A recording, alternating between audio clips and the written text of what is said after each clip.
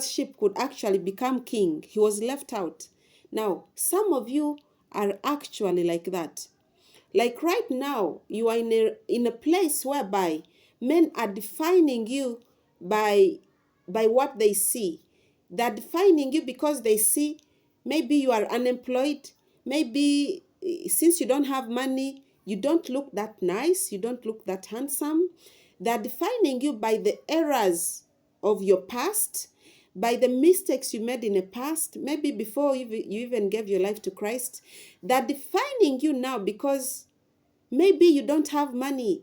You're lacking. You're going through a financial crisis.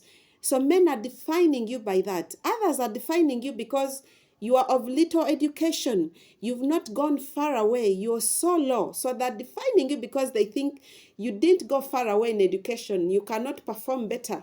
You cannot do better than that.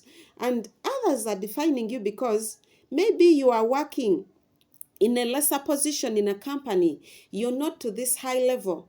Or maybe in ministry, you're just an errand boy.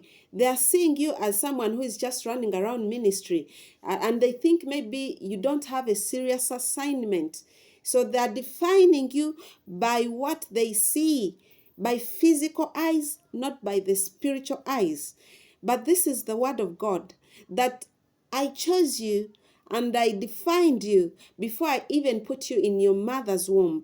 I knew the purpose for which I had created you, and I knew the call that I had called you to do, and I knew who you would become. As a matter of fact, in Jeremiah 1:5, he says, I called you as a prophet before I put you in your mother's womb. So some of you are called for particular graces, for particular gifts, for particular assignments.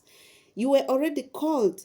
But here you are, you're listening to men defining you. The reason you're failing to perform is because you have allowed the world to define you by your mistakes, by your past, by your great mother's, errors and mistakes, by your errors as a person. You have allowed the world to define you by maybe your youthful errors that you made, by your current status. Some of you are going through a lot of problems. So you have allowed the world to define you by your current problems.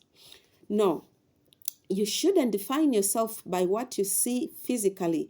Rather, define yourself by what you see in the spirit. Now, look at the word of God. In the book of 1 Samuel chapter 17, look at a man whom God has raised to defend himself, whom God has raised to understand his purpose.